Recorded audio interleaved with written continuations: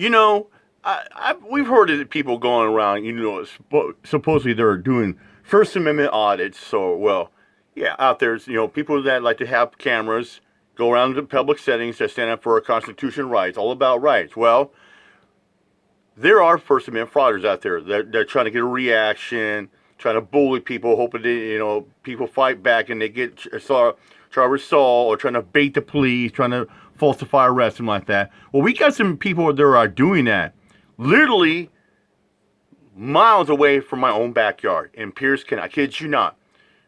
Pack Ave and Spanaway, all that. We have two men in tactical gear, wearing masks like they're ICE, cameras and GoPros, trying to get reaction. I kid you not. This is beyond. This is. You're going to see. This is how you exactly don't First Amendment audit. These are big time frauders, but next level frauders. Debate us into consultation. Bizarre video out of Pierce County there showing masked men with cameras who deputies say are looking to bait people and police. It's happening in public spaces into situations that could end up in a courtroom. They're going to be facing lawsuits in town, these two frauditors. An arrest earlier this month. Camera 7's Jason Sloss is live in Parkland for us. Jason, what is this all about?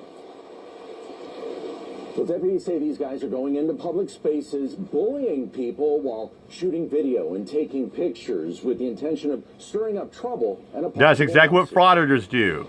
Last month, Pierce County Sheriff's deputies say two masked men in tactical gear with cameras showed up at the Lake Spanaway golf course. At the golf course, wow. Body cam video capturing reaction from an employee at the pro shop. He walks right out and starts walking down the golf course, and we got a group of women out there. They're out there playing golf, and he's walking around filming and stuff. Wow. He's spouting constitutional rights. They are baiting people to attempt to violate their rights. This is what frauders do. They try to bait people. They call the police. They want them to be trespassed. And then whatever civil... Yeah, that way they can try to file a lawsuit. Deputy Carly Capetto says the men call themselves journalists, but are only looking to agitate. And these are not journalists. These are frauditors. They will not explain what they're doing, what their project is, and you will get no information. But they will ask all the information from you. You're clearly there to intimidate, bully, and cause fear with any of the public or the staff members. And anybody that's not used to that, that is scary. A few days later, the men show up at the sheriff's precinct in Parkland to file a complaint.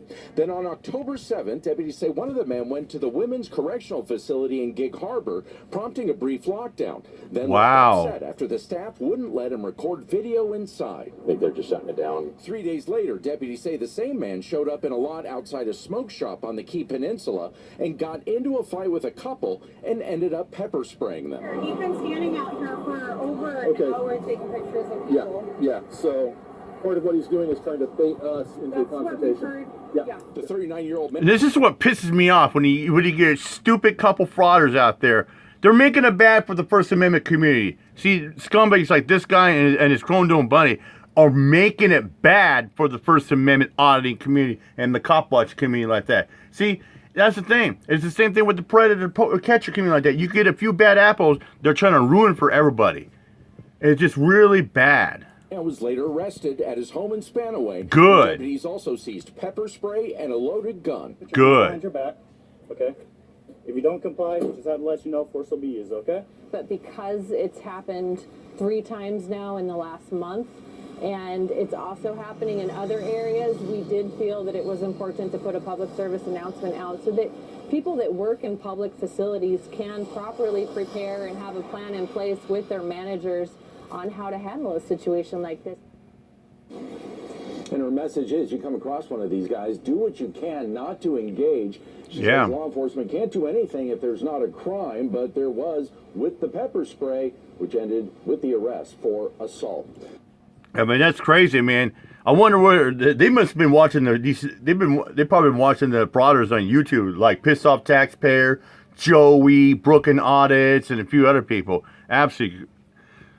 Wow. Like I said, you get scumbags like this.